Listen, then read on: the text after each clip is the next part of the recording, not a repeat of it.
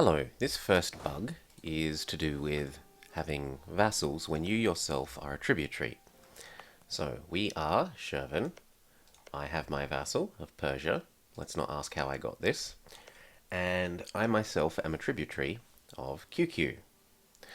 Now, my vassal has lots of claims all over, well, cores, over Tabaristan and the Timurids.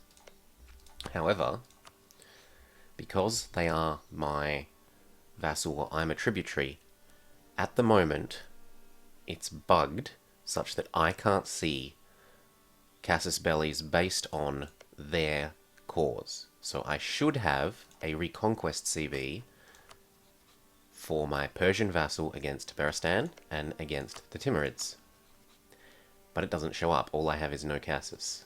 But you can avoid this by using Threaten War to access the hidden CB. So Persia does have cores here. I can't see the CB here because it's currently bugged under 1.20.1, but I can use Threaten War to get the same CB. He says, no, bugger off, I don't want you to have my land, and we're in that same war, Shivani Reconquest. Now if we tag over to Tabaristan, then we can unconditionally surrender because it makes showing you this exploit quicker. Tag back into Shervin, or the exploit component of this. Now, if I was to... I have to wait a month so that I can send another diplomat. Come on.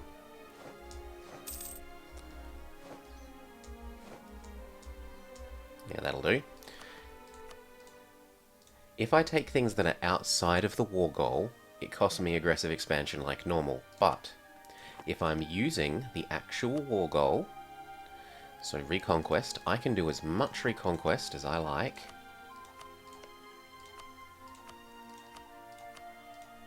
And it generates 0 aggressive expansion. And not just 0 for me. Let's have a look. Everyone around here has 0 at the moment because nothing's happened in game yet. Yep. Everyone's sitting on 0. If I peace out here, it doesn't just give me 0 aggressive expansion. It doesn't even give aggressive expansion to my vassal. It doesn't give aggressive expansion to my tributary. Oh, it has given a little bit to the tributary overlord. In any case, I personally have 0 aggressive expansion, which is absolutely lovely, and constitutes this exploit. So, become a tributary of someone big and powerful, reconquest your vassal's cause whilst you're that tributary, get 0 aggressive expansion. GG. This second exploit is about avoiding calls to arms. So, we've just heard that dreaded noise, and we, Poland, are being called to arms against the evil Ottomans who are attacking our faithful and loyal ally, Austria. But we have no interest in helping Austria, and we'd rather avoid this war entirely, for our own selfish reasons. If you are capable of tag switching, forming another nation, such as in our case, the Commonwealth, if you then click accept, we'll let a day pass. If we then click accept, oh look, we're not in that war. How convenient for us. I quite like not being in that war. Now, admittedly, this is very situational and you can only use it a couple of times, probably at most per campaign, especially these days seeing as you can't infinite tag switch. England, France, England, France, England, France, England, France. Nevertheless, it's still a potentially useful exploit and something to keep in your back pocket, especially when you're playing someone who does have available tag switches.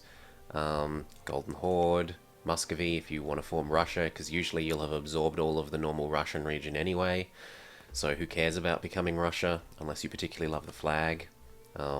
Yeah, a useful exploit to be aware of.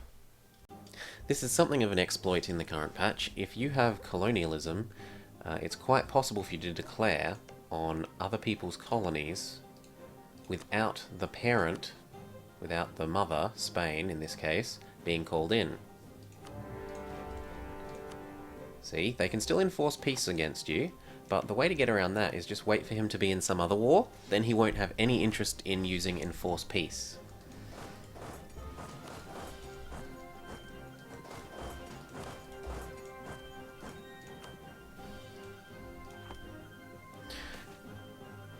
The thing is, though, it's a bit of a double-edged sword in that the AI will do it to you as well.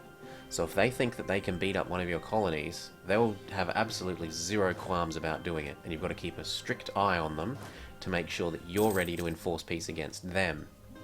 Which can actually be troublesome, because if they do it when you're like a native and you haven't found the parent nation yet, you can actually be unable to enforce peace because you don't know about the parent nation, which is a bit of a hassle.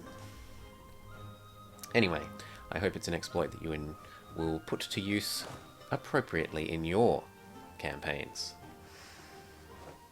This final exploit is to do with being, again, a tributary underling to someone, and its effect on guarantees, as well as black flagging. So, we've got a game in which the Golden Horde and Muscovy are not friendly. The Golden Horde is trying to protect Ryazan by means of guarantee from Muscovy.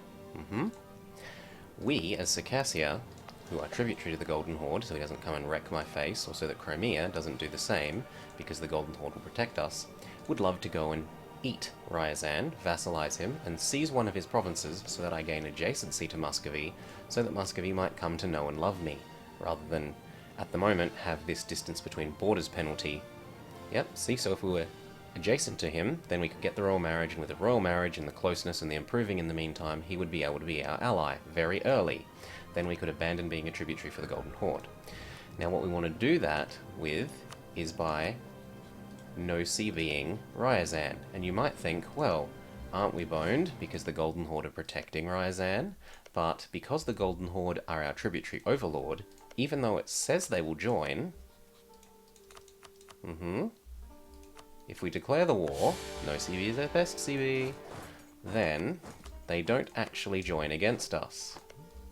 It's not possible for your overlord to be called in against you in this way. We can go crush Ryazan. And for the sake of fastness, we'll just do this way.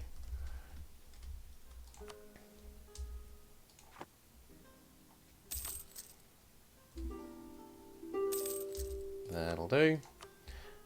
We can vassalize him, take his money, give his money back, and let's pretend we had slightly more prestige so that we could make him loyal. We could then seize land, and we would be much closer to getting that alliance with Muscovy, as we said, because we now are directly adjacent to him. Cool. So, things to be mindful of. 1. Guarantees by tributary lords don't work if you are also one of those tributaries. And 2, you do not get black flagged when attacking out of your tributary master's lands. I hope you will use these 2 little exploits, / the way that the game mechanics just happen to work, to your advantage in your campaigns, and that you will join me for one of our own soon. Bye-bye.